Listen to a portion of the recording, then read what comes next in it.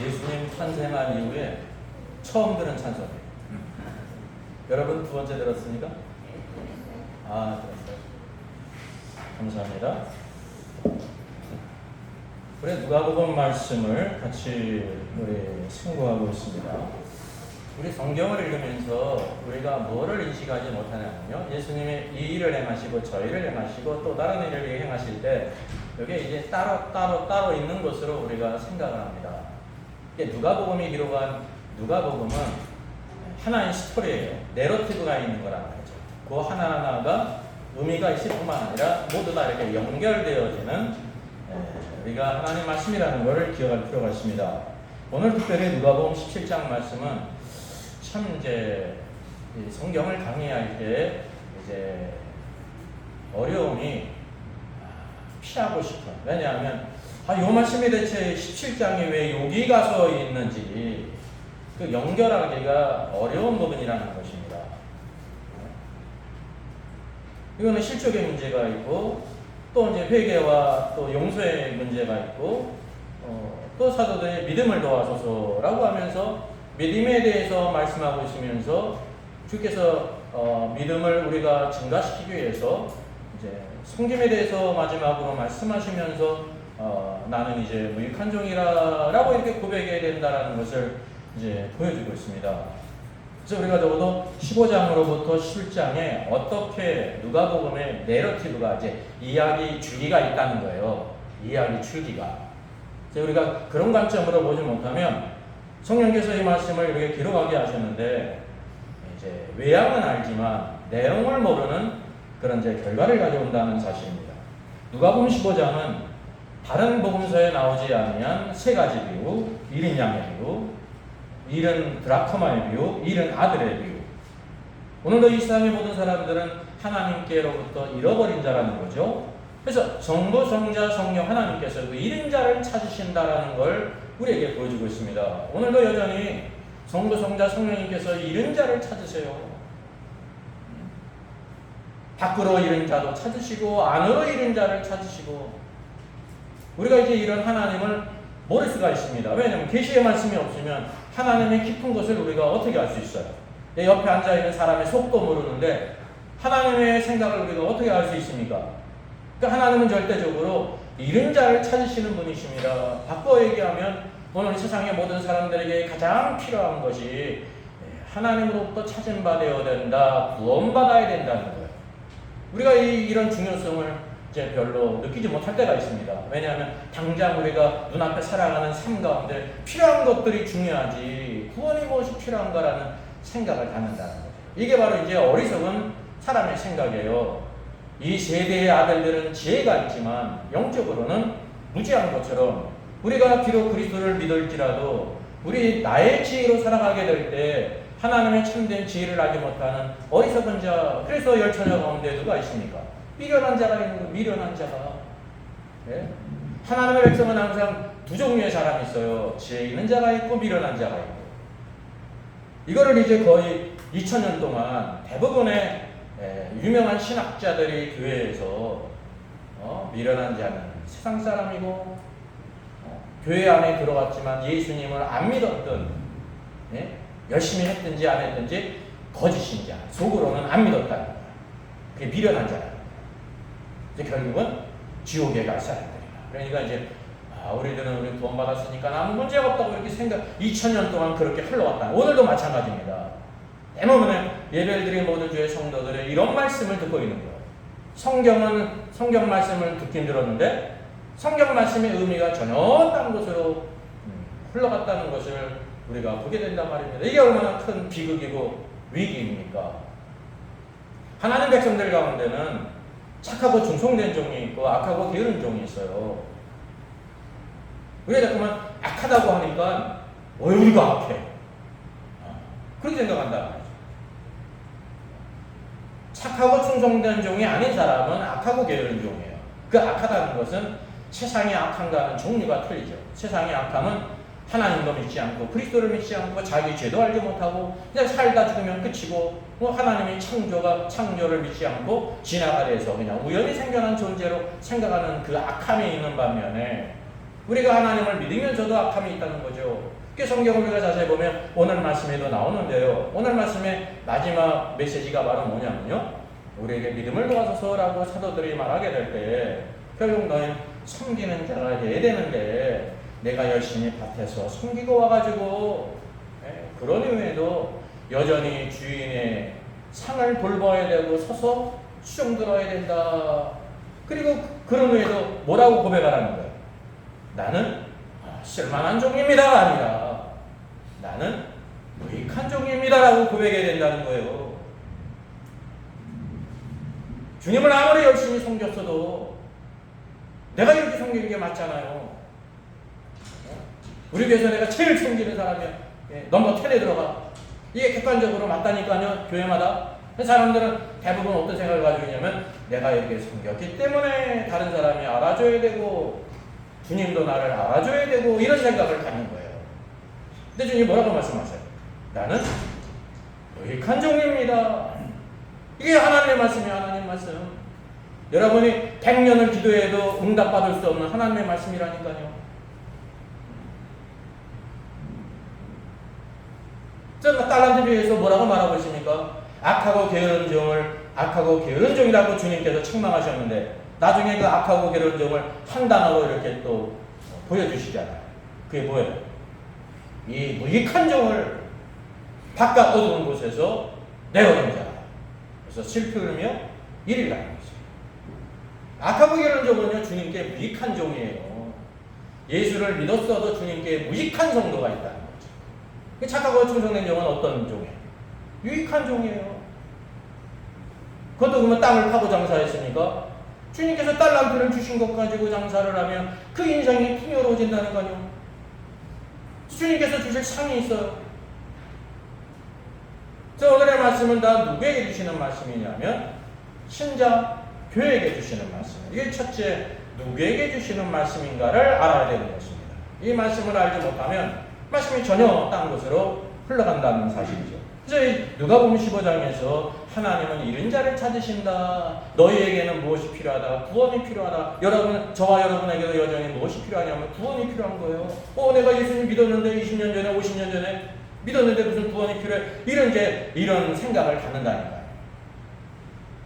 구원자는요 우리를 죄 가운데서만 구원해 주시는 분이 아니라 오늘도 우리의 모든 삶의 연약한 가운데 영적으로도 연약하고 불쌍하고 헛된 것을 쫓고 있고 우리가 힘든 일을 만날 때도 여전히 구원자가 필요하죠. 구원자는 계속해서 필요한 거란 말이죠. 믿지 않는 자들의 구원자는 죄 가운데 구원할 자이시고 믿는 자들의 구원은 오늘도 우리의 목자로서 우리의 모든 삶을 그분께 맡기고 인도해야 되는데 우리 삶의 모든 문제가 다 어디로부터 오는 거냐면 결국 내가 했기 때문에 그런 거예요. 하나님의 말씀을 지켜놓고 주님을 의지했습니까? 오늘날 주의 성도들이 주에게 내가 어떻게 해야 될까 기도하고 주의 말씀을 찾고 하는 사람들이 있습니까? 있겠죠. 대부분 어떻게 살아가요? 내 생각대로 내 인생은 내 것이니까. 그래서 주님이 구원자가 필요하다는 것을 성경이 보여주고 있는 것입니다. 구원자를 이렇게만 생각해요. 교회 바깥에 있는 불신자들, 예수님 믿지 않는 사람들만 구원자 예수가 필요하다고 생각한단 말이죠. 그러니까 그 사람은 영원토록 예수 없는 삶을 살아가는 거예요. 예수를 믿었어도.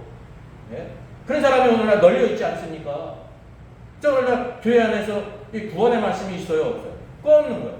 그 구원은 바로 뭐냐면 세상에 대한 사람에게도 구원이 필요하고 저와 여러분에게도 여전히 필요합니다. 제가 여러 가지 일을 겪으면서 정말 우리 인생은 구원자이신 예수님이 필요하구나. 그걸 정말 절감했습니다. 예수님이 우리의 삶 속에 가장 중요한 분이라는 거죠. 그래서 여기 16장은 불의한 청지기의 비유를 말씀해주고 있는데 말씀의 이 내러티브가 어떻게 되는 거냐면요. 구원을 받았잖아요. 하나님은 1인자를 찾으시는 분이세요. 구원을 받았잖아요. 아버지 품에 안겼잖아요. 신을 신겼잖아요. 좋은 옷을 입었잖아요. 가락지를 꼈잖아요. 장치를 부리잖아요. 뭐가 되라고요? 구원받은 거예요. 하나님의 집에 청지기가 되어야 된다는 거예요. 여러분 집사직뿐만이 청지기가 아닙니다. 믿는 모든 사람 다 청지기예요. 이거는 구체적으로 또 교회 모든 사무들 봉사들을 다 책임지라고 직분을 주어진 거지. 구원받은 주의 모든 성도들은 하나님의 집에 청지기라니까요. 그냥 왔다리 갔다리 가는 사람이 아니에요. 하나님의 집에 청지기로 삼으신 것이 축복입니까? 짐입니까? 축복이죠. 이걸 대부분 몰라요. 그냥 왔다 갔다 하는 거를 우리가 기쁨으로 생각한다니까요. 그래서 구원받으면 우리가 하나님의 집에 청지기가 되어서 장례를 준비하라는 걸, 이 땅의 삶도 일이 있는 사람은 축복이에요. 근데 그걸로 끝나는 게 아니라 우리 장례를 준비하는 것입니다. 그래서 불의한 청지기의 비유는 되게 이제 난해하다고 말이죠. 역사 가운데 이거 난해한 말씀이야 그러더라고요. 네, 그런 면이 없지 않아 있죠. 이 세상 사람들은, 불신자들은 자기가 사업장에서 잘릴 것을 생각해서, 왜냐면 불의한 죄를 횡령을 했거든요. 이제 결산을 하면은 잘릴 날이 많았어요. 그래서요, 장부를 갖다가 빚진 모든 사람들을 불러다가 탕감해 주지 않습니까? 이게 나쁜 짓이에요. 그래서 성경에 불의한 그랬습니다. 불의한, 예? 악한 자라는 거예요. 빚을 탕감해 준 이유가 바로 무엇입니까? 내가 이 직무를 잃은 후에, 쫓겨난 후에 그들이 나를 그의 집으로 영접할 것이다. 네, 내가 빚을 탕감해 줬습니다. 그게 불신자들도 자기의 장례를 준비한다. 그 장례는 어떤 거냐면 이 살아있을 동안에 내가 회사에서 쫓겨날 이후의 일을 예비를 하는데, 빛의 아들들은 장례를 준비하지 않는다는 거예요. 예수 믿었으니까 구원받았으니까 죽으면 천국에 가지 않으면서 하나님의 청지기로 살지도 않고 장례를 준비하지 않는다는 거죠.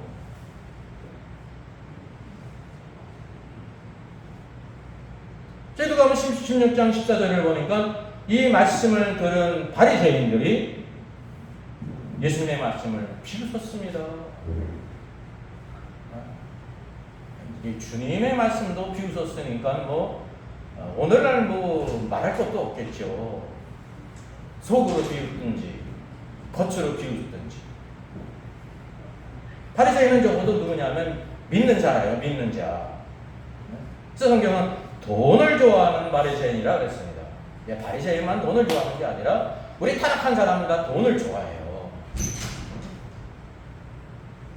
돈이 유용한 건데 그것을 뛰어넘어서 돈을 좋아하고 사랑한다는 거죠. 그러니까 바리새인들은 하나님을 사랑하는 사람이 아닙니다. 겉으로는 하나님을 얼마나 사랑합니까? 이 신앙의 외양은 아주 휘황찬란하다는 거거든요. 보통 사람이 못 쫓아가요. 네?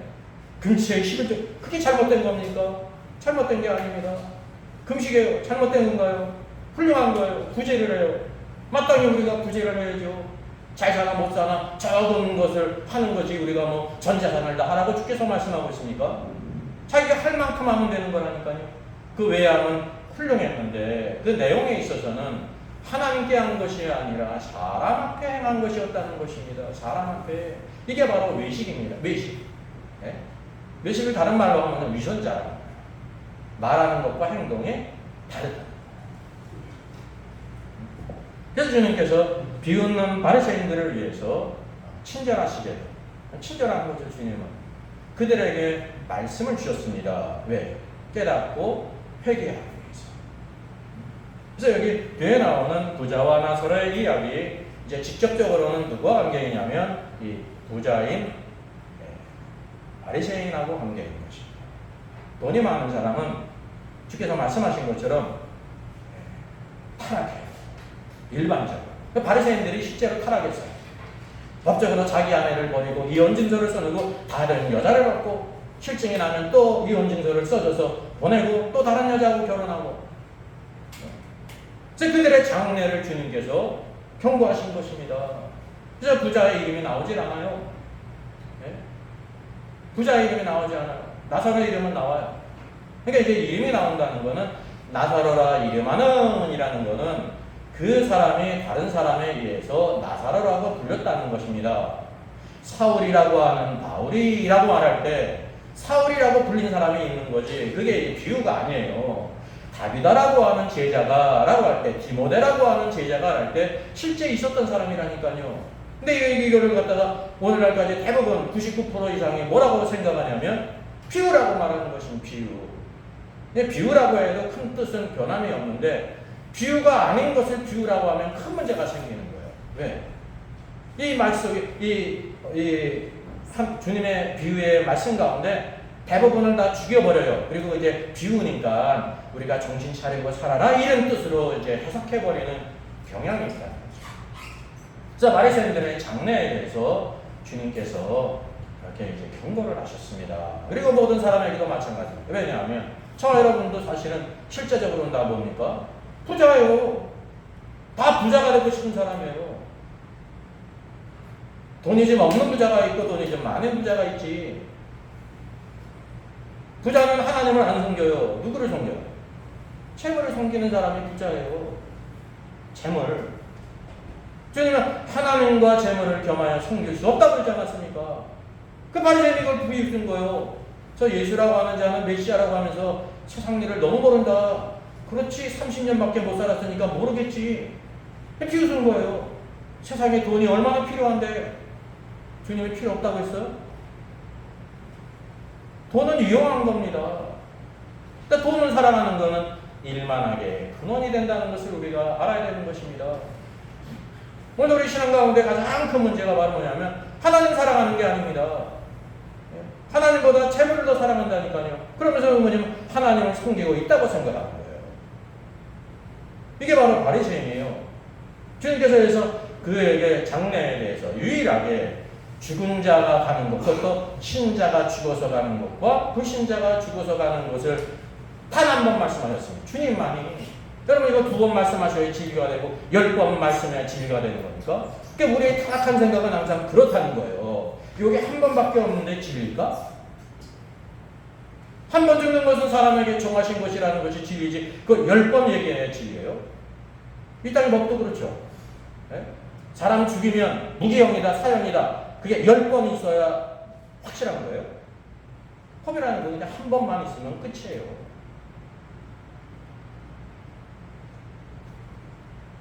그러니 이제 17장에서 실족하지 말라. 그 회개와 용서 그리고 또 사도들의 믿음을 도와줘서 이게 이제 적극적인 부분이죠. 그러면서 주님께서 그 부분에 대해서 어떻게 우리가 믿음이 증가되어야 될 것인가에 대해서 섬김의 예를 드셨습니다. 이 연관이 어떻게 되냐면 앞에 있는 실족하지 말라 회개와 용서에 대한 거는 바리새인들의 그 가르침에 대해서 계속 이어진다는 것입니다. 왜? 바리새인들이 위선자잖아요. 외식하는 자잖아요. 겉으로는 기도도 많이 하고 막 11조도 하고 막 그냥 구제도 하고 막 화려한데 사회적 지위도 있고 뒤로는 어떻게 했어요? 과부들의 가산을 빼앗는 사람 뒤로는 그들의 마음이 사랑하는 것이 돈이고 불의한 방법에 의해서 모든 것을 빼앗고 뒤로는 윤리적으로 타락하고 그 주님도 비웃는 이런 사람 오늘날 얼마나 세어 있습니까? 겉으로는 번쩍번쩍해요. 사람에게 존경을 받는다니까요. 그를 바라보는 사람들은 여러분 신앙에 유익을 얻겠습니까? 실족하겠습니까? 실족하는 거예요. 그래서 이 실족의 문제는 누구와 관계 있냐면 이런 바리새인들 주님의 말씀을 비웃고 겉으로는 경건한 척하지만 속으로는 다 썩어 문드러진 그런 신앙 그게 외식하는 자예요. 위선자. 저와 여러분은 다 어떨 가능성이 많이 있는 사람이냐면 위선자가 될 가능성이 많이 있는 것입니다. 세상 사람은 위선자가 될 가능성이 없어요. 세상적으로 위선자지 성경에 나오는 위선자가 될 가능성이 없죠. 왜? 예수를 믿지도 않고 하나님 말씀을 이렇게 전하지도 않잖아요. 이 위선은 하나님에 대한 위선을 우리에게 보여주고 있죠. 그리고 누가 더 위선자가 되고 싶냐면 말씀을 가르치는 자가 위선자가 될 가능성이 있죠. 가르치기 때문에. 그렇다고 가르친다고 모두 다 위선자가 되는 건 아닙니다. 그래서 이 실족해 하지 말라라는 것은 누구로 인해서 우리에게 주어진 거냐면 바리새인들의 그런 모든 말과 행위로 인해서 많은 사람들에게 실족시켰다는 것입니다. 이 실족이 얼마나 큰 죄인지를 우리가 알지를 못해요. 다른 사람 한 사람을 이렇게 실족해 했는데 이것이 얼마나 큰 죄인지를 우리가 모른다는 거죠. 제가 우스갯소리로 얘기하지 않습니까? 여러분이 열흘을 금식하면서 기도해 보세요.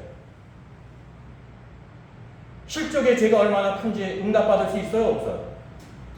응답받을 수 있죠. 어떻게 응답받냐 하면 성령께서 이 말씀을 통해서 왜냐하면 실족해 하는 것이 없을 수는 없으나 그렇게 하는 자는 화가 있도다. 그가 이 작은 자 중에 하나를 실족하게 할 텐데 작은 자예요. 작은 자. 차라리 연자맷돌이 금옥에 매여 바다에 던지는 것이 나으리라. 여러분의 인생 이거보다도 중요한 것이 어디 있습니까? 아무리 훌륭한 인생을 살아도 그 목에 연자맷돌을 메고 바다에 던져진다고 하면 그 인생은 끝나는 거 아닙니까? 그만큼 실족하는 일이 중요하다는 것입니다. 왜? 이 상대적인 의미가 바로 뭐냐면 주님께서 이 땅에 오셔서 그 실족한 자를 구원하셨고 주의 종들을 세워서 말씀으로 양육해서 그리스도를 닮아가고 그리스도의 일꾼으로 충성된 자로 이렇게 잘 자라도록 하는 것인데 그게 교회의 사명인데 그 안에 앉아서 이 바리새인들은 많은 사람들을 실족해 했다는 것입니다. 그래서 실족이라는 것은 또 누가 많이 할 수가 있냐면 바리새인이 여기 주님의 일을 많이 하는 사람 아닙니까? 왼쪽으로 많은 일과 봉사를 하잖아요. 기도도 하고 구제도 하고 11지도 하고 모든 일을 다 그렇게 주관하지 않습니까? 그 율법사기 때문에 또 말씀을 또 가르치잖아요. 근데 그의 말과 행동으로 인해서 다른 사람을 막 실족해 한다는 거죠. 그러니까 주님의 일을 하는 것은 주님의 신자들과 교회를 이렇게 세우는 거예요. 근데 실족해 하는 것은 바로 무엇입니까? 한 번에 허무는 것입니다. 세우는 일은 정말 힘듭니다. 한 사람이 이렇게 이제 신앙생활하면서 세례를 받고 세례받은 후에 이렇게 신앙이 자라가기까지 어떤 사람은요 1년이냐 10년이 돼도 그냥 예수 그리스도에 대해서 그냥 해롱해롱하는 사람이 있거든요. 왔다 갔다. 근데 한 번에 실족하는 것은 너무나 쉬운 거예요. 여러분이 건강을 잘 이렇게 세워가는 거 어려운 일 아닙니다. 아, 내가 몸이 좀 약한데 건강 세우기 위해서 규칙적으로 운동을 해야 되고 말이죠. 먹는 것도 물 한 잔 마셔야 되고 운동도 하고 자기의 삶을 이렇게 하는 게 얼마나 힘든가. 하루 이틀 가지고 안 되는 거잖아요. 저도 두세 달이 걸려야 되고 계속해서 지속해야 되는 거잖아요. 한 번 나빠지는 것은 쉽다니까요. 한 번 폭식을 하고 뭐 과음을 한다든지 막 그게 뭐든지 세우는 것은 어려운데 허무는 것은 너무 쉽다는 것입니다. 나라도 마찬가지입니다. 이 나라가 세우기까지 얼마나 많은 고난과 어려움이 있었습니까? 보리국계를 넘어서 중동의 모래바람에서 막 일을 하면서 근로자들의 이 땅에 있는 모든 부모들이 힘써서 그냥 벌어와가지고 이 나라를 이렇게 세운 거 아니에요. 근데 무너지는 것은 너무나 쉬운 거예요. 어느 나라든지 마찬가지예요. 그래서 주님께서 실족하는 것은 뭐냐면 주님은 이 땅에서 우리를 세워오신 분이십니다. 예루살렘 성전에 두 기둥이 있잖아요. 두 기둥은 일상적인 이런 건물의 기둥이 아닙니다. 건물은 실제로 건물을 다투고 있잖아요. 그 기둥은 따로 이렇게 있는 거예요. 보아스와 야긴이 있어요. 보아스는 그에게 능력이 있다는 거예요. 이게 다 예수 그리스도의 예표입니다. 예수 그리스도께 모든 능력이 있다는 것입니다. 여러분 능력 있는 자를 찾아가야지 능력 없는 가짜를 찾아가면 안 된다니까요. 예수 그리스도 외에는 다 가짜예요. 능력 있는 분을 찾아가라 말이죠. 무능력 있는 분. 능력 있는 분이 있는데 그 능력 있는 분이 우리를 도와주실지 안 도와줄지 그 문제가 있지 않습니까? 근데 야기는 바로 뭐냐면 그가 세우실 것이다. 그가 우리를 도우시는데 기꺼운 마음으로 우리를 향하여 내가 너를 세우리라. 다른 말로 바꾸면 내가 너를 도우리라. 도와하고 기도하라. 그렇게 말씀하고 있는 것입니다. 주님은 오늘도 우리의 모든 삶을 세우시는 분이란 말이죠. 근데 여기 바리새인들은 그 작은 소자 그리스도께서 거룩하신 보혈로 구속함을 받고 이 신앙생활을 얼마 정도 했는지 이때까지 세우기에 많은 사람들의 수고가 있지 않았습니까? 근데 바리새인들의 그 행위로 인해서 한 번에 허물어 버렸다는 것이죠. 오늘도 사실은 교회를 떠나는 사람 대부분이 무엇 때문에 떠나는 것입니까? 인간관계. 그거 뭐 이제 누구에게 책임이 있는가 없는가는 따지지 않겠어요. 중요한 거는 인간관계 때문에 인간적인 일이든지 신앙적이든지 사람들에게 상처를 입어서 상처 입었다는 걸 제가 뭐 두둔하는 건 아닙니다. 결과적으로 말하는 거예요. 그런 일들이 또 대부분 누구에게 있냐면 나보다 더 신앙이 있는 사람, 오래 다닌 사람에게 상처를 받는 경우잖아요. 나보다 못한 사람에게 상처를 받아가지고 교회를 떠난 사람은 드물죠. 나보다 더 신앙이 좋은 사람인데 어째 저래? 그러면서 교회를 떠나는 거잖아요. 떠난 건 잘못된 거예요. 근데 그 책임이 누구에게 있냐면 한 형제를 실족한 곳에 있다는 것을 우리가 알아야 되는 것입니다. 주님이 이것을 얼마나 심각하게 생각하는지. 너 그는 차라리 연자맷돌을 또 목에 메고 바다에 던지는 게 낫다. 네? 너 인생도 살지 말아라. 왜? 인생도 살면 수많은 사람들을 실족해 하거든요. 그게 이 바리새인들이 사는 재미예요. 오늘도 수많은 사람들 가운데 신앙생활을 유의적으로 열심히 합니다. 열심히 하는 게 여러분 좋은 거예요. 근데 한편으로 잘못된 경우는 열심히 이렇게 하면서 곳곳에 다니면서 말과 행동으로 수많은 사람을 실족해 하는 사람이 있다는 것입니다. 우리가 하나님 앞에서 그렇게 살아야 돼요. 100년을 산들 계속해서 주님의 일 노하면서 다른 사람을 실족해 한다고 하면 주님의 말씀대로 연자맷돌 메고 바다에 던지는 삶이 나아요. 그 이 말씀은 뭐냐면 우리가 여기서 심각하게 생각해서 정말 이것이 큰 죄구나, 화구나, 대환란의 화보다 더 심각한 화구나. 그래서 자기를 복종시켜서 그리스도를 닮아가야지 외적인 행동만이 있으면 안 된다는 것을 여기에 말씀해주고 있습니다. 그래서 위선적인 지도자들은 말과 행동으로 다른 사람을 실족해요. 이게 작은 자예요. 작은 자. 비록 이제 주일학교 어린이일지 유치원 어린이일지 그러니까 이제 뭐 성인 초신자는 말할 것도 없는 거죠. 실족해 하지 마라. 우리 한마디 말을 좋은 말 하면서 어떤 사람에게 좋은 말 하면서 다른 사람에게 또 실족해 할 경우가 있습니다.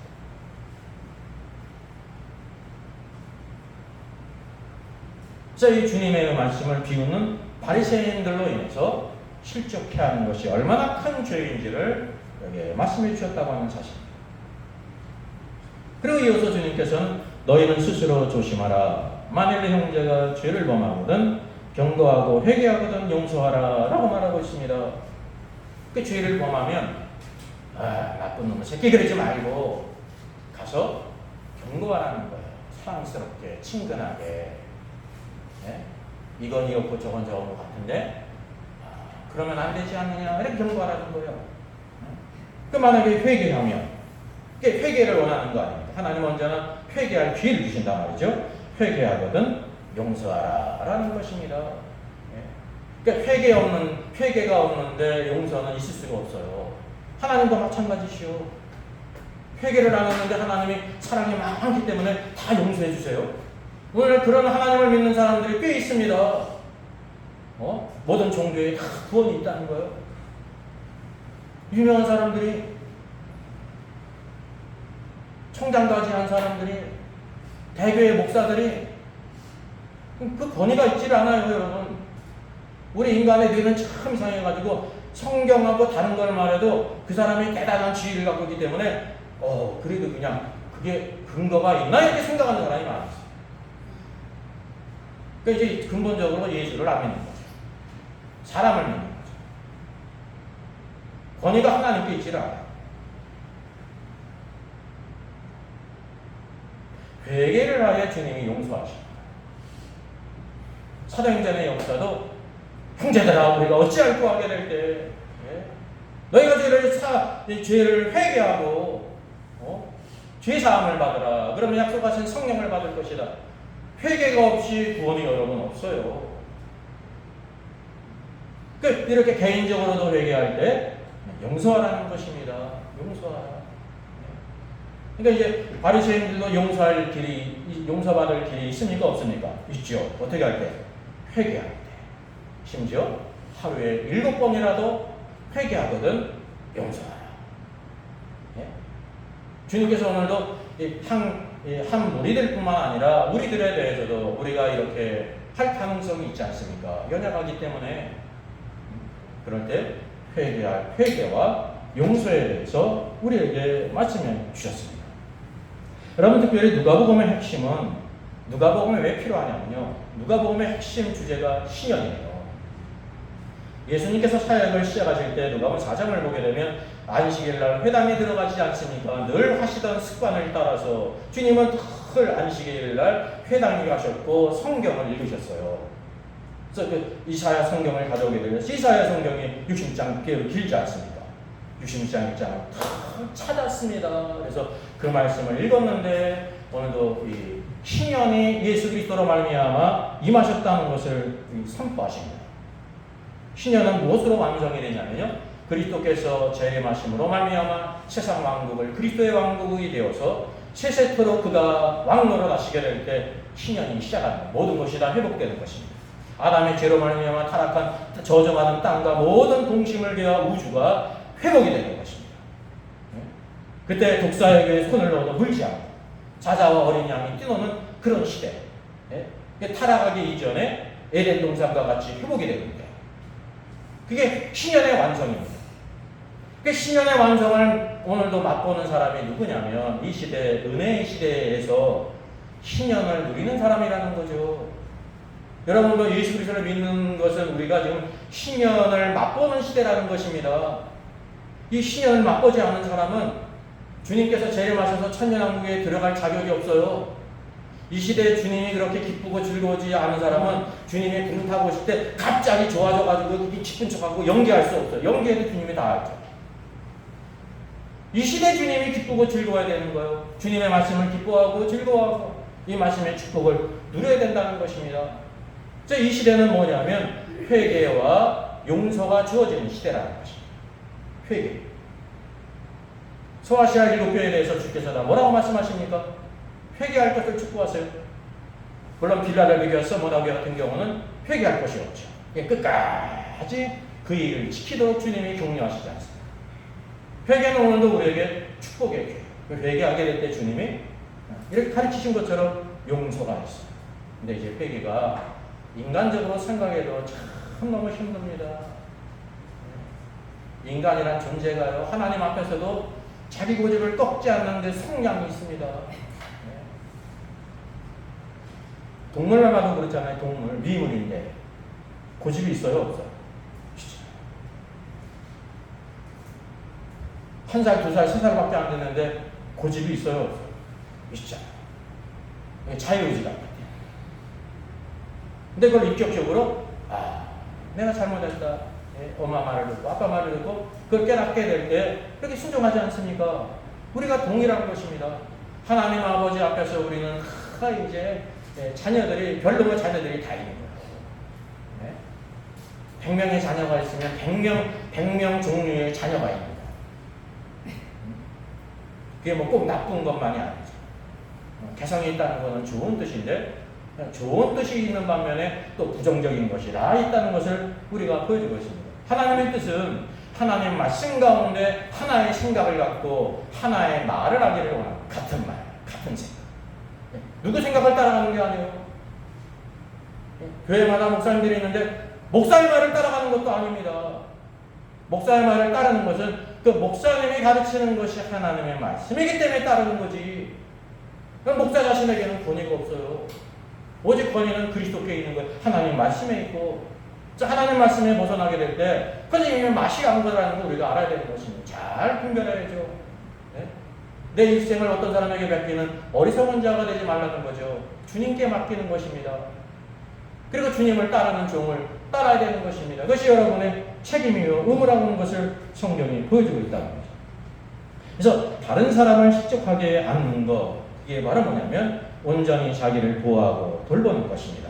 만약 누군가에 의해서 실족하는 일이 있다고 하면 항상 기꺼이 용서하려는 준비가 되어 있어야 된다는 것을 우리에게 보여주고 있습니다.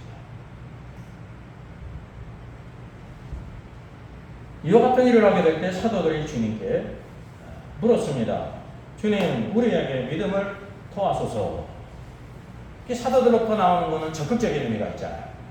바리새인 때문에 주어지는 것은 소극적인 것으로 인해서 주어지는 것이 있고, 사도들은 주님, 저희들의 믿음이 더 커져야 되겠는데 믿음을 더하소서. 믿음을 더해지는 길이 어떤 길입니까? 라고 이렇게 물었습니다. 여기 더하소라고 하는 문자적인 뜻은요, 증각해 하소서 그런 것입니다. 더해진다는 말이 하늘에서 이렇게 뚝 떨어져 가지고요, 떡반죽 떨어지듯이 이렇게 더해지는 게 아니에요. 어떻게 해요? 우리에게 주어지는 믿음이 있는데 이 믿음이 증가되는 거예요. 자라는 것처럼. 성령을 여러분 또 받는 게 아닙니다. 오늘날 성령을 또 받는 걸로 생각하잖아요. 그것도 불성령. 불성령이 어디 있어요? 오순절날 성령이 임하시는 것이 눈에 보이지 않기 때문에 표적으로서 불의 혀에 갈라지는 모양으로 임하신 것입니다. 불은 모든 것을 태우는 거예요. 악하고 괴악한 것을. 이사야조차도 혀가 부정한 자가 여호와 하나님을 배웠잖아요. 주께서 어떻게 하세요? 화젓가락을 가져다가 그 숯불로 그 입을 정하게 하는 것입니다. 저와 여러분도 입술이 부정해요. 왜? 죄악의 덩어리가 여기 안에 있기 때문에. 우리가 하나님께로부터 죄를 용서받았을지라도 죄의 본성이 여전히 여기에 또아리를 틀고 있다는 걸 여러분 알아야 되는 것입니다. 그 죄가 뭐로 나옵니까? 입으로 나오는 거예요. 입으로 나옵니다. 행동으로 나온단 말입니다. 우리가 주님을 섬길 때에 이사에게도 숯불로 이렇게 정화시켰던 것처럼 우리에게 태워져야 될 것이 있다는 것을 보여주고 있는 것입니다. 그렇게 될 때 오직 하나님을 높이는 말만 했습니다. 그게 방언입니다. 하나님을 높이는 말. 오늘도 구원받은 사람으로서 옛사람이 처리가 된 사람은 무슨 말만 하냐면 하나님을 높이는 말, 하나님이 기뻐하는 말, 믿음의 말. 어떤 상황 속에서도 여호수아와 갈렙과 같이 상황은 어렵고 이렇게 대적하는 자가 있고 네피림이 있을지라도 하나님이 약속하신 대로 우리에게 주실 것이다. 믿음으로 권면하는 사람, 그게 입술이 정화된 사람이에요. 저 여러분은 입술이 정화되질 않았어요. 그러니까 이상한 말이 나오는 거예요. 불신앙의 말이 나오고 의심의 말이 나오고 원망이 나오고 말 한마디를 해도 한 사람은 좋은 말 하는데 나머지 사람에게는 상처를 주는 말을 하는 존재가 저와 여러분이라니까요. 성경은 저와 여러분의 이 내적인 것을 그대로 계시해주고 있는 것입니다. 오늘도 무엇이 필요하냐면 믿음이 증가가 되어야 된다는 것입니다. 믿음이 뚝뚝 떨어지는 게 아니에요, 여러분. 지혜도 뚝뚝 떨어지는 게 아니에요. 우리에게 지혜가 얼마가 있는데 그 지혜가 이렇게 자라는 거죠. 하나님을 아는 지식도 마찬가지입니다. 자라가는 거지. 우리는 대부분 기도하면 하나님께서 뚝뚝뚝뚝 하늘에서 그냥 이렇게 투하하듯이 주는 걸로 이렇게 생각을 해요. 성령. 성령이 뭐 물건입니까? 성령이 우리 안에 계시는데 샘같이 흘러나오도록 어떻게 돼요? 샘이 막혀있으면 나오질 않아요. 우리 혼이 깨어지게 될 때 바깥으로 흘러가는 거예요. 입술로 흘러나오고 행동으로 흘러나오는 것입니다. 그게 살아있는 성령의 놀라운 역사라는 것을 성경이 보여주고 있습니다. 주님께서 겨자씨 하나일 만한 믿음이 있었더라면 이라고 말했습니다. 너희에게 겨자씨 하나일 만한 믿음이 있었더라면, 겨자씨가 가장 작은 씨 아닙니까? 뿌리가 뽑혀 뽕나무가 뿌리가 뽑혀 바다에 신기라하였어도 너에게 순종하였을 것이다. 무엇이 없는 게 문제라는 겨자씨 하나일 만한 하나일 같은 건 믿음이 없는 것이 너에게 문제다. 누가요? 아나니아 삽비라 아니에요. 바리새인이 아니고 누구예요? 사도들. 사도들도 겨자씨 하나일 만한 믿음이 없다고 하면 저 여러분에게는 겨자씨 하나일 만한 믿음이 있겠습니까? 없겠습니까? 없죠. 없기 때문에 믿음이 증가되지 않는다는 거죠. 그도 그럴 것이 사도시대 때는 유튜브도 없고 TV도 없고 볼 것도 없었는데 이 시대는 볼 게 너무나 많이 있기 때문에 하나님 말씀을 듣지를 않지 않습니까? 좋아하는 게 너무 많이 있기 때문에 말합니다. 뭐가 나옵니까? 들었던 것이 생각하던 것이 다 튀어나온다니까요. 암암리에 그 말과 그 모든 영상 안에는 뭐가 숨어져 있습니까? 사상이 숨겨 있는 거예요. 사상이. 주님께서는 겨자씨 하나일 만한 믿음이 있었다라고 하면 너에게 이제 믿음으로 행하라는 거죠. 이 말씀은 무슨 일을 행하든지 믿음으로 생각하고 믿음으로 행하라는 거예요.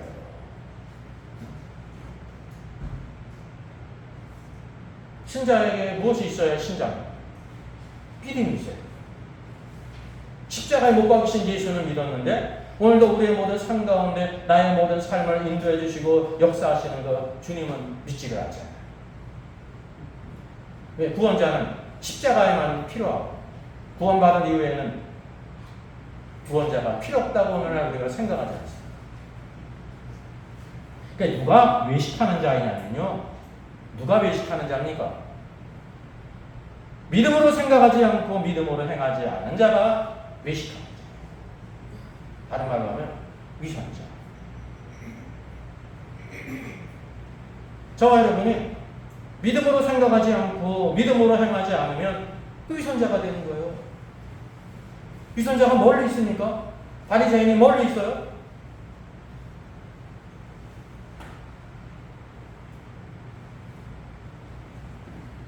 이건 이제 적극적인 의미에서 사도들을 통해서 바리새인들에게도 주시는 말씀이에요. 그래서 서로 연결이 되는 것입니다. 소극적인 것을 처리한 후에는 반드시 뭐가 와야 되냐면 적극적인 것이 와야 돼요. 내가 정말 이때까지 인생을 잘못 살았다, 신앙생활 잘못했다, 그거 얼마나 좋은 거야. 근데 변화가 없어. 믿음으로 살아야 되는데 믿음으로 사는 게 없어. 무슨 소용이 있어? 그래서 소극적인 것을 처리한 이후에 적극적으로 너의 겨자씨 하나님만한 믿음이라도 살아라. 너의 삶 속에, 직장에서, 학교에서, 어디를 가든지 겨자씨 같은, 하늘 같은 믿음을 가지고 살아라. 주님이 이렇게 큰 믿음을 우리에게 요구하셨더라고 하면, 주님 이거 너무 과합니다. 그렇게 생각할 거 아닙니까? 근데 뭘 우리에게 요구하시는 거예요? 가장 작은 시, 겨자씨 하나 같은 믿음으로 살아라. 그러면 믿음이 증가가 계속될 것이다. 운동도 마찬가지입니다. 하루 10시간 운동했다고 그래가지고 이렇게 튼튼해지는 게 아니에요. 계속적으로 해야 된단 말이에요. 계속적으로. 계속적으로. 하루 배불리 먹었다고 해서 그 다음 안 먹어요? 그 다음날? 매일매일 먹어야 되는 것과 같은 것입니다. 하나님 말씀을 매일매일 먹어야 되는 것입니다. 이스라엘 백성에게 만나를 내리셨는데 하나님께서 어떻게 내리셨습니까? 먹을 만큼 모든 것을 배불리 다 먹게 하셨습니다. 근데 욕심이 있어가지고 화내가지고 다음날 먹으려고. 이게 쉽게 얘기를 하면 다음날 먹을 것을 거둘 수가 있어요? 없어요? 없어요. 하나님은 주권적으로 날이 밝으면 그 만나가 다 썩어지게 했어요. 이게 바로 뭐냐면 하나님의 말씀은 매일매일 먹어야 된다. 오늘날 많은 사람들이 누가 있냐면 청년대 청년회장도 하고 남전도 회장도 하고 별놈을 다 했어. 근데 지금은 교회도 안 나가.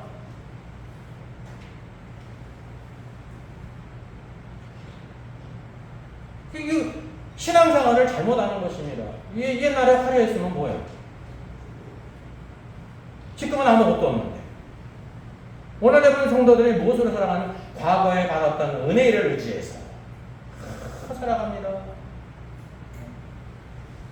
제가 얼뜻 오늘 이제 저도 이렇게 말씀을 듣기를 원해가지고 팁을 통해서 이렇게 듣지 않습니까? 댓글을 통해서 이렇게 보니까 나는 우리 교회 목사님 말씀을 잘 듣고 일주일 동안 살아가. 그래가지고 충격을 받았어요.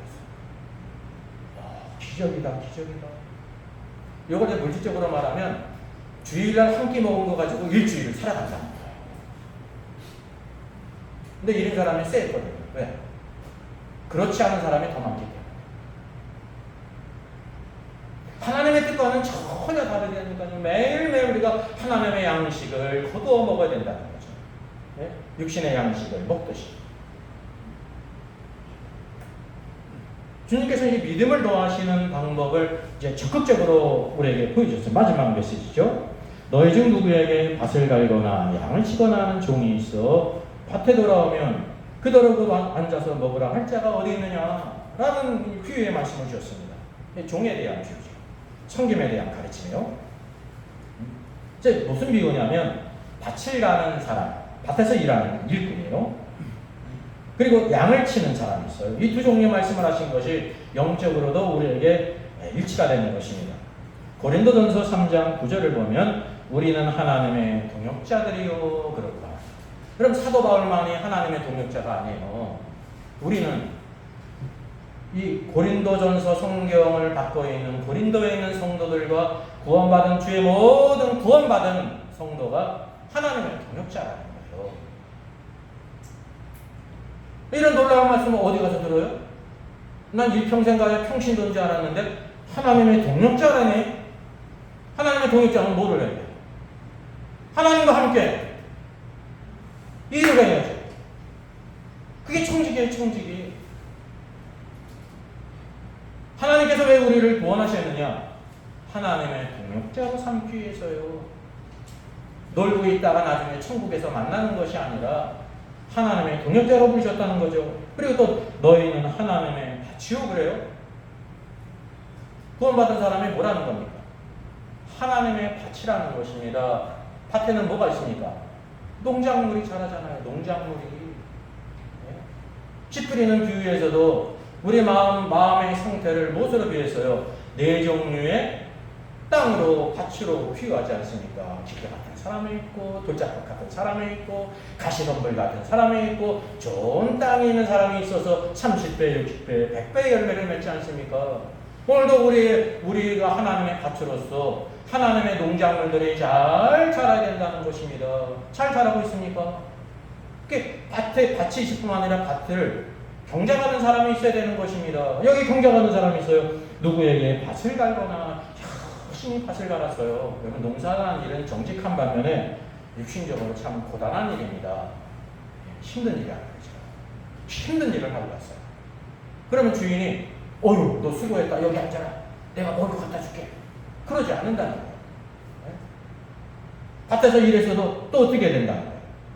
또 내 먹을 것을 준비하고 띠를 띠고 있어서 수용을 들어야 된다는 것입니다.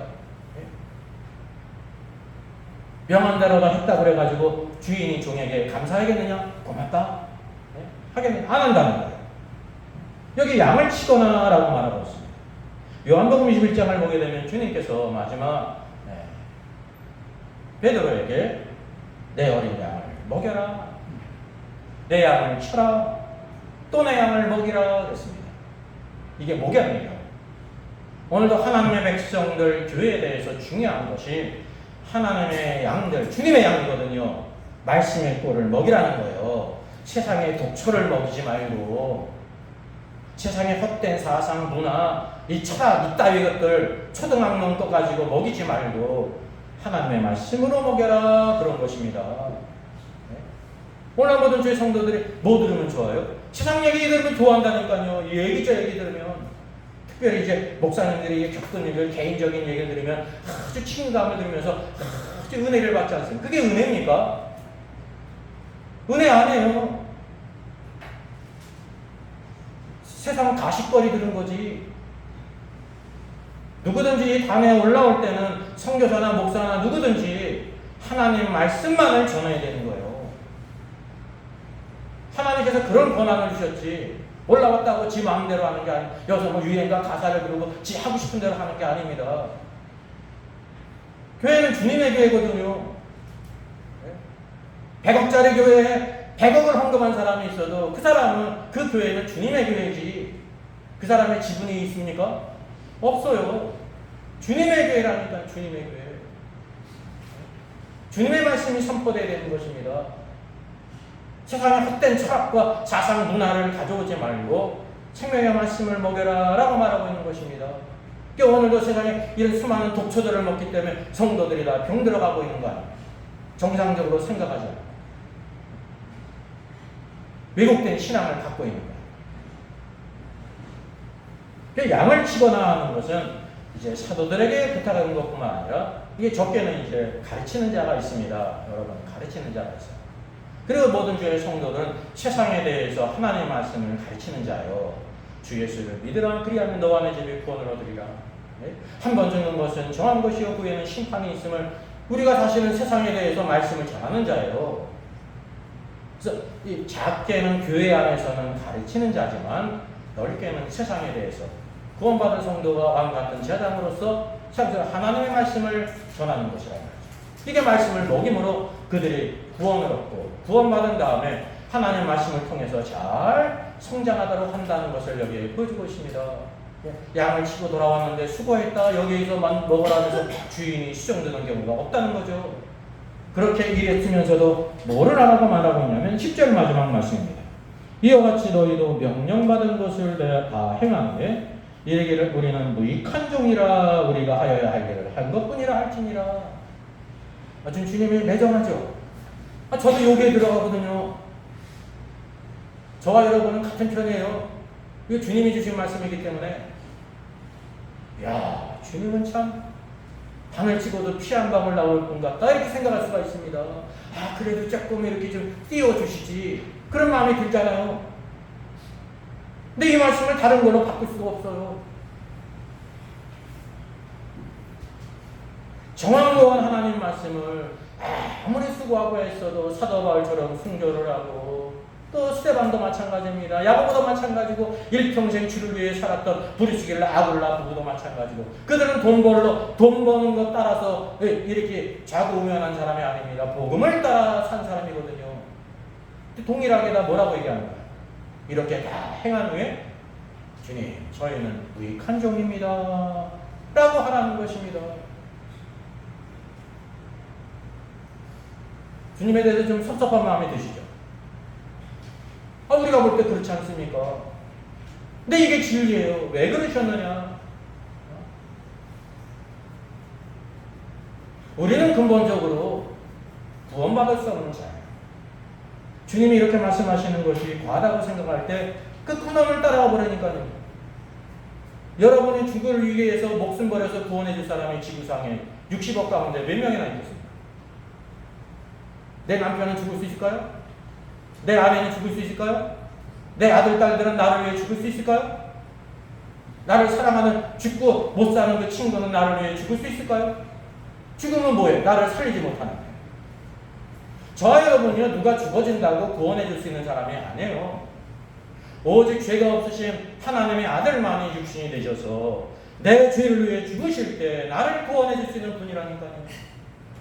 이 근본적인 관계를 우리가 다 잊어버려요. 그게 주님의 말씀입니다. 참.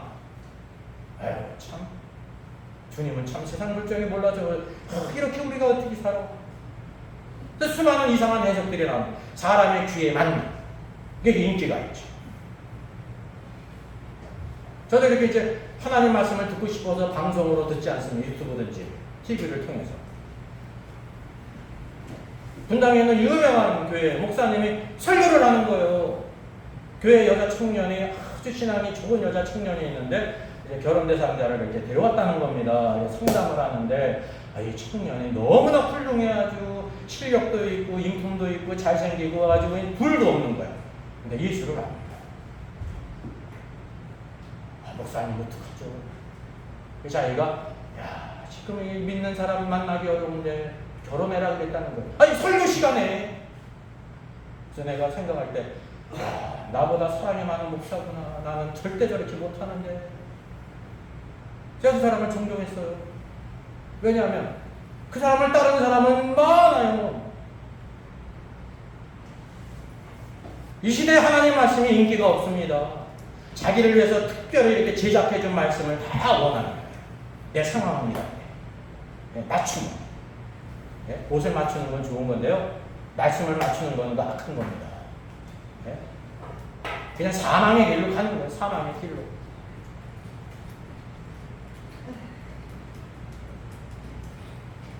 우리가 다 하나님께 달란트를 받았습니다. 5달란트든지 2달란트든지 1달란트든지. 누가? 구속함을 받은 신자입니다. 5달을 맡은 자와 2달을 맡은 자는 즉시 가서 열심히 장사했습니다. 비유예요. 열심히 신앙생활 해가지고 더 많은 것을 남겼다 말이죠. 이 주께서 오셔서 착하고 충성된 종아, 내가 작은 일에 충성했으니 내가 내게 많은 것으로 맡기리니 내 주인의 즐거움에 들어가라. 주인의 즐거움이 바로 뭐죠? 천년왕국에 참여하는데 왕으로 들어간다는 것입니다. 저 여러분이 주님께 충성해봐야 100년을 충성 못해요. 예수를 30년을 믿고 50년을 믿었는데 100년을 어떻게 충성해요? 80년 살았어도 주님을 위해 섬긴 거는 일주일에 한 번 예배 드린 거 따지면 이제 뭐 2달, 3달밖에 안 된다니까요. 100년을 섬겨도 그게 그건데 주님은 1000년 동안 부활의 옷을 입고 왕으로 들어가는 권세를 주시는 분이십니다. 근데 1달러도 맡은 자는 그것을 땅에 감춰두지 않았어요. 주께서 오실 때 그거 가지고 나갔어요. 대부분 많은 사람들이 이 1달러 맡은 자가 바깥 어두운 곳에 들어가서 슬피 울었기 때문에 불신자라고 생각합니다. 그러니까 이제 이 시대의 성도들도요, 머리가 발에 달린 것 같아요. 제가 생각할 때 머리가 목 위에 달렸으면 말씀을 쭉 보면 이게 신자라는 걸 알 거 아닙니까? 1달러 맡은 자가 불신자라고 하면 주님이 눈이 뼈가지고요, 주님이 이렇게 승천할 때 달란트를 주셨어요? 그 주님과의 문제라니까요. 그거는 주님이 불신자에게 달란트를 주셔요. 그 1달러 맡은 자가 또 어떻게 했어요? 주인이 다시 돌아오는 것은 재림의 주님을 기다린 겁니다. 불신자가 재림의 주님을 기다려요. 십자가를 못 박히신 예수도 한 믿는데 재림의 주님을 뭘 기다리냐 말이죠. 불신자가 아니에요.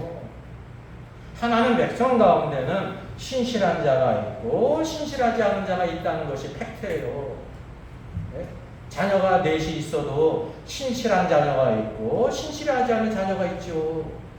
물론 다 신실한 자녀도 있는 경우가 있고, 네?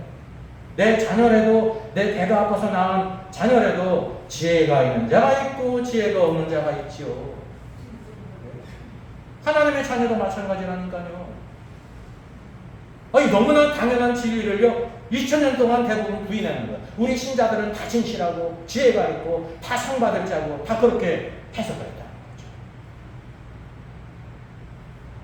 하나님 앞은 자가 불신자가 아닙니다. 이 악하고 게으른 종에 대한 그 오해가, 악하다는 것에 이제 마음이 걸리지 않습니까?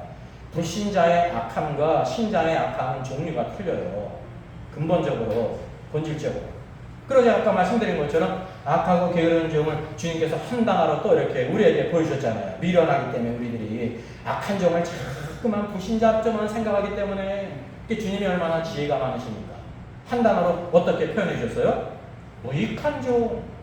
마지막 말씀, 이 무익한 종을 바깥 어두운 곳에서 고생해 얻은 자라. 주님의 주신 그 사역에 대해서 무익했다는 거예요.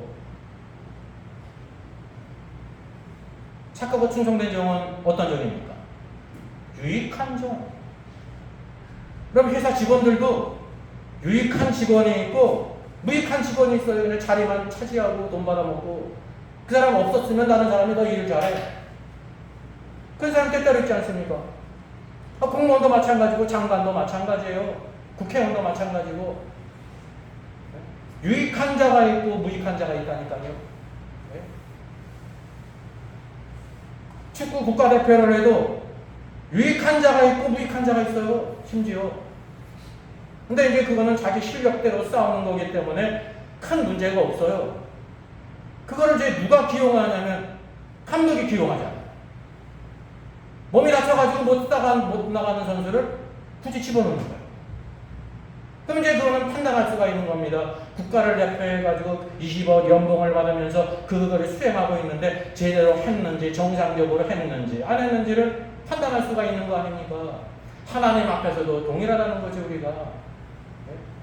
우리가 인생을 이때까지 살아오면서 내가 하나님 앞에 유익한 종이었는지, 무익한 종이었는지, 해를 안 끼쳤으니까 무익한 종으로 만족할까요? 그래, 나는 해를 안 끼쳤어. 해를 끼친 겁니다. 주님이 주신 달란트를 그 사람의 논리대로 취한 자에게 주었다고 하면 뭐가 나와요? 이자가 나오는데 손해를 끼친 거 아닙니까?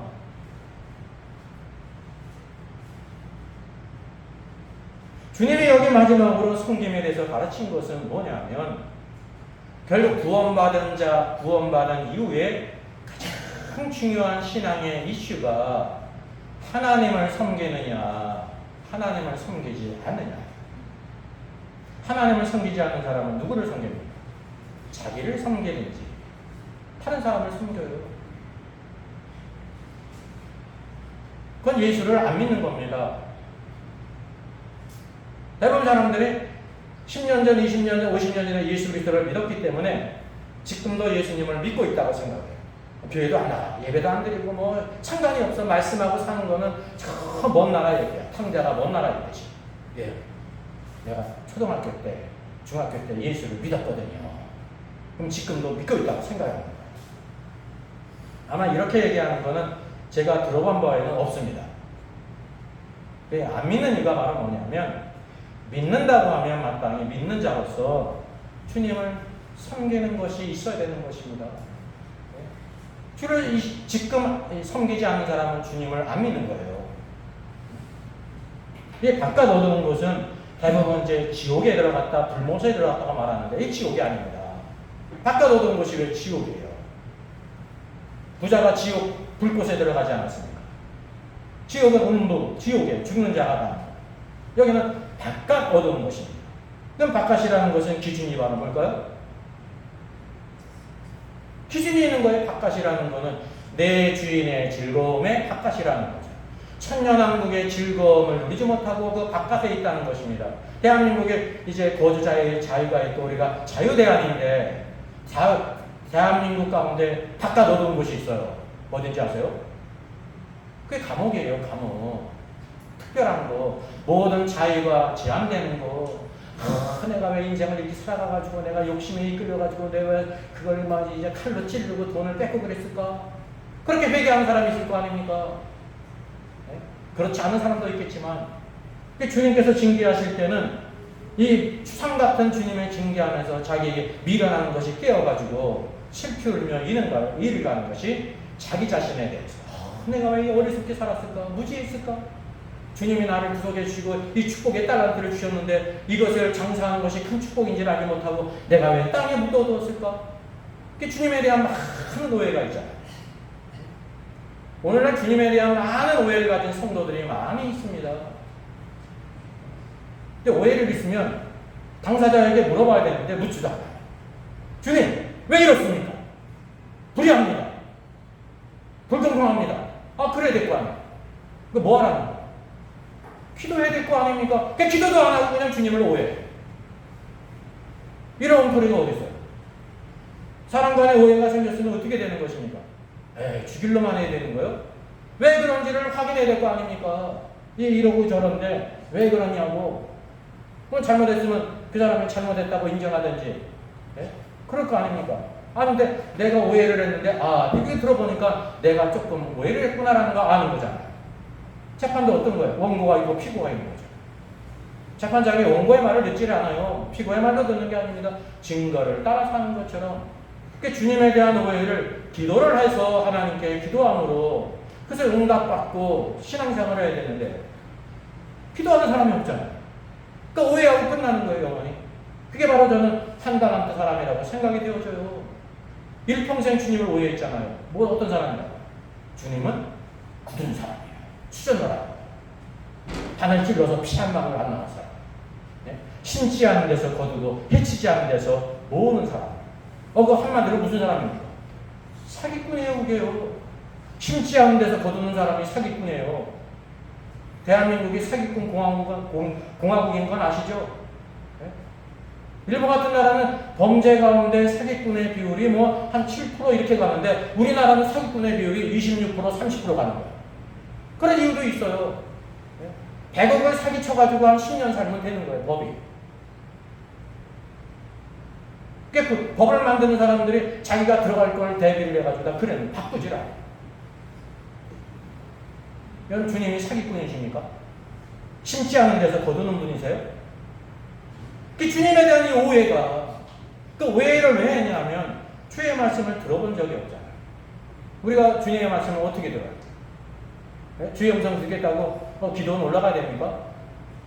주의 말씀을 이렇게 읽음으로 들어야 될 거 아닙니까? 예배에 참석해서 하나님의 말씀을 듣잖아요. 세상 얘기 들으러 온 거 아니잖아요. 그럼 주님의 음성을 듣는 것은 내가 의지적으로 주의 음성을 듣는 거예요. 어떻게? 읽음으로 듣는 거예요. 기도함으로 주의 뜻을 깨닫게 될 때, 이것이 하나님의 뜻이구나. 성령께서 오늘도 우리 깨닫게 하시는 말씀을 깨닫고 오해가 없이 모든 한계가 다 거쳐서 신앙생활 하도록 하는 축복이 있는 것입니다. 5달란트 2달란트 맡은 자는 이런 오해가 있었을 거 아닙니까? 누구든지 생기잖아요. 근데 이렇게 주의 음성을 듣고 기도함으로 해결해서 신실한 자로서 승리하게 되는 것입니다. 그 모든 책임은 누구에게 있어요? 주님께 있는 게 아니에요. 1달란트를 줬기 때문에 여기는 무익한 종이 된 게 아니에요. 그 사람의 마음 자신이죠. 믿는 자들이 반드시 알아야 될 것이 무엇입니까? 여호와를 힘써 알아야 되는 것입니다. 하나님을 아는 지식을 알아야 된다는 거죠. 세상 지식은 막 하는데 하나님을 아는 지식이 없어. 신구약 성경 70권 일평생 한 번 읽어본 사람이 있을까요, 없을까요? 대부분이 읽지를 못했다니까요. 이게 얼마나 큰 비극이냐 말이죠. 책을 샀는데 끝까지 읽어본 적이 없어. 연속극을 봐도 끝까지 보잖아. 소설책을 봐도 끝까지 보잖아. 근데 성경책은 한 번도 안 해요. 근데 주님의 뜻을 모른단 말입니다. 원래 주님께서 말씀하실 때 나는 모든 일을 다 행함에도 나는 무익한 종입니다. 이게 5달란트 맡은 종, 2달란트 맡은 종은 마치 주님 앞에 어떤 자세냐면 주님께서 이렇게 달란트를 주셨는데 내가 열심히 해서 이것을 남겼습니다. 거기 뒤에는 말이 없어요. 어떤 자세냐면 주님 나는 무익한 종입니다 라는 마음으로 나갔을 것이라고 믿어요. 근데 주님은 뭐라고 말씀하세요? 착하고 충성된 종아, 내가 내게 많은 것으로 맡기리라. 1000년 동안 왕으로 들어가는 권세를 주께서 주신단 말이죠. 이 땅에 5년짜리 4년짜리 그런 거 아닙니다. 여기 악하고 게으른 종이 무익한 종이라고 책망을 받은 이유가 뭐냐면 그는 주님 앞에서 이 큰 은혜를 받은 것이 얼마나 큰 것인지를 몰랐어요. 주님 앞에 우리가 주께서 맡기신 것을 행한 후에도 주님 저는 무익한 종입니다 라고 할 때 주님은 아니다, 너는 내게 유익한 종이다, 착하고 충성된 종아, 내 주인의 즐거움에 들어가라 말씀하시고, 여기에 나오는 악하고 게으른 종은 어떤 사람입니까? 조금 이렇게 한 것을 가지고도 주님께서 주님 앞에 칭찬받고 인정받기를 원하는 그런 마음이 있지 않습니까? 그럼 결국은 뭐가 되는 거예요? 악하고 게으른 종, 무익한 종, 바깥 어두운 곳에 내어 쫓겨서 슬피 울며 이를 가는 종이 징계를 받는 자래요. 12서 12장 13장 이하를 우리가 보게 되면 징계는 반드시 있는 것입니다. 만약에 징계가 없으면 참아들, 신아들이 아니라고 말씀하고 있어요. 징계가 없는 자는 사생자예요. 그러니까 이제 비록 무익한 종이고 한달한테 맡은 종이었을지라도 주님의 자녀는 분명하기 때문에 주께서 무엇이 있는 거예요? 징계가 있는 거예요. 징계를 받은 이후에는 온전하게 되어서 새하늘과 새 땅 새 예루살렘에 왕으로 들어간다고 하는 사실이죠. 원래 이 땅을 살아가면서 실족해 하는 일이 없을 수 없으나 실족해 하는 그 자에게는 화가 있다 말씀하셨습니다. 우리가 주를 섬기는 것은 다 세우기 위함입니다. 교회를 세우는 것이고 교회를 세우는 것이 성도들의 신앙을 잘 세워서 그리스도 예수의 사람으로 살아가는 것인데 우리가 이 바리새인처럼 위선적으로 외식적인 신앙생활을 할 때 이렇게 실족하게 된다고 하는 사실이죠. 이게 얼마나 큰 죄인지를 우리가 깨달아야 합니다. 상대적으로 주의 몸을 세우는 것이 얼마나 큰 축복인지를 알게 되는 거죠. 그리고 우리가 실수할 수 있기 때문에 회개하거든 용서합니다. 이 시대는 회개의 시대고 용서의 시대. 주께서 다시 오실 때 그 자리 가서 주님 잘못했습니다. 지나갔어요. 그때는 회개가 필요 없어요. 용서도 없어요. 제가 이 땅에서 벌어지는 일들을 쭉 보면서 한 가지 공통점을 누리는데 이렇게 무서운 범죄를 저질렀잖아요. 법정에서 이렇게 막 형을 받잖아요. 10년, 20년 받게 될 때 진짜 잘못했습니다. 한 번만 용서해 주세요. 진짜 잘못했을까요? 제가 볼 때 느낌이 10년형 언도를 받고 20년형 언도를 받았기 때문에 잘못했다. 한 90% 이상. 지금 이 시대가 여러분 회개의 시대고 용서의 시대라는 것이 얼마나 놀라운 축복입니까? 그래서 은혜의 시대예요. 주님께서 사하지 못할 죄가 없으세요. 근데 이 시대가 끝난 다음에 주님 앞에 그리스도의 심판서각에 서게 될 때 그때 잘못했습니다는 아닌 것입니다. 그때는 회개의 결산입니다. 상급이 있느냐 없느냐 없으면 그냥 넘어가는 게 아닙니다. 이게 이제 우리 인간의 타락한 생각이죠. 징계가 있는 거예요. 징계가. 하나님은 의로우신 분이기 때문에 그 백성들이 의롭게 살기를 원하십니다. 의가 바로 무엇입니까? 하나님의 말씀을 따라 사는 거예요. 여러분 이게 무식한 신앙이 아니라 융통성이 없는 신앙이 아니라 지혜로운 신앙입니다. 하나님은 지혜로우신 분이시잖아요. 이 지혜의 말씀, 믿음의 말씀을 따라 오늘도 우리에게 주님 앞에 늘 나갈 때마다 믿음을 도와주소서. 믿음을 증가시키소서. 응답이 뭐냐면 섬기는 종으로 살라. 모든 것을 다 행한 후에도 뭐 칭찬받을 거 인정받을 거 생각하지 말고 나는 주님 무익한 종입니다. 예, 이런 고백에 있는 사람에게 주님께서 너는 유익한 종이다. 착하고 충성된 종아, 내 주인의 즐거움에 들어가라라는 축복의 말씀을 주실 것입니다. 오늘도 이 신앙생활의 네 가지 문제. 예? 예수님이 있었을 때 그 모든 사람들뿐만 아니라 주님 오실 때까지 모든 사람에게 다 해당되는 것입니다. 예, 사람의 만남에는 반드시 뭐가 있냐면 실족함이 있어요. 실족해하는 사람에게도 화가 있고 실족을 당하는 사람도 사실은 화가 있는 것입니다. 왜 그럴까요? 신앙의 중심이 주님께 있는 게 아니라 사람에게 있습니다. 저하는 삶 속에 삶의 중심은 예수 그리스도여야 된다는 거죠. 주님이 우리를 사랑하시고 우리를 충성되게 여기서 맡기신 이 모든 귀한 하늘의 은사들 따라합니다. 여러분 잘 감당하면서 그 모든 일을 다 행한 후에 주님 나는 무익한 종이었습니다. 주님께서 주신 은혜와 사랑이 너무 큽니다. 제가 한 것은 너무나 적습니다. 라고 고백하는 믿음의 사람이 되기를 주의 이름으로 축원하겠습니다. 네.